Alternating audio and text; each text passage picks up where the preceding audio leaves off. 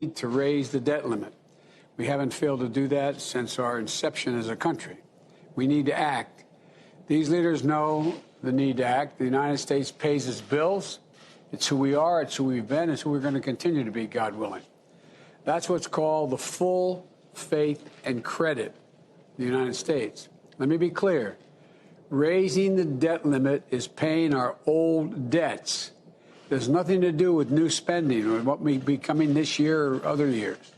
It has nothing to do with my plans on infrastructure or building back better, both of which are paid for, but they're not even in the queue right now. It's about paying for what we owe and preventing a catastrophic event occurring in our economy. I'm glad these leaders are here to talk about the real-world impact this is going to have on people and on our position in the world. Today's discussion won't be partisan. It shouldn't be. Raising the debt limit is usually bipartisan. Let me speak for myself here. I want to be clear so the American people understand what's going on. There's a Senate vote today to raise the debt limit. Traditionally, it needs only 50 votes. We were informed by our Republican friends that they had to be all Democrat votes. They weren't going to help. I said, okay, we'll provide 50 votes. The definition in the Democrats, we have the votes. The Democrats are willing to step up and stop this economic catastrophe if Senate Republicans will just get out of the way. But our Senate Republican friends are planning to block the vote to raise the debt limit by using the procedural power called the filibuster. To say that in plain English, it means you have to have 60 votes when there's a filibuster. 60 votes, a supermajority, instead of 50 to get anything done. It's not right, and it's dangerous. The reason we have to raise the debt limit is in part because of the policies of the previous administration, which incurred nearly $8 trillion in bills in 4 years, some of which Democrats voted for. More than a quarter of all the debt now outstanding. We had to raise the debt limit 3 times when Donald Trump was president. And the Republicans moved to raise it each time, and each time the Democrats supported the effort to raise the debt. But now Republicans won't raise the debt limit despite being responsible for what the debt limit, why it has to be raised for the bills that are outstanding.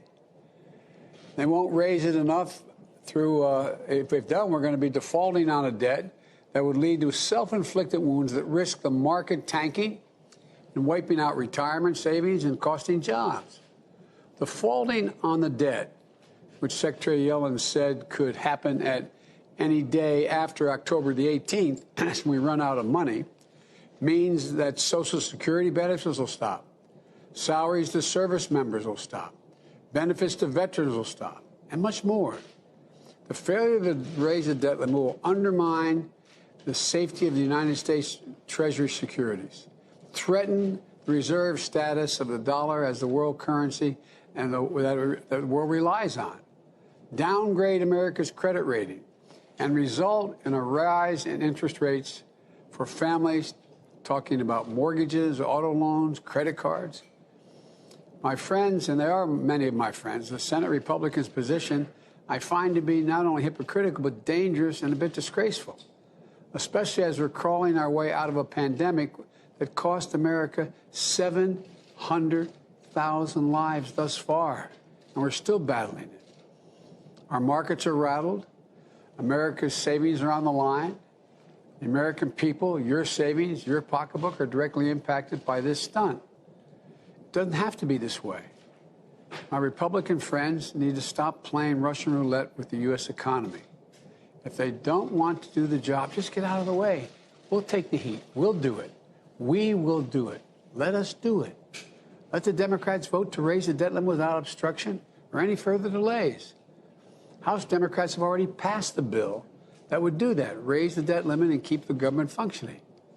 It's sitting in the United States Senate right now, where Democrats, with no help from Republicans, have the votes today to pass the debt limit.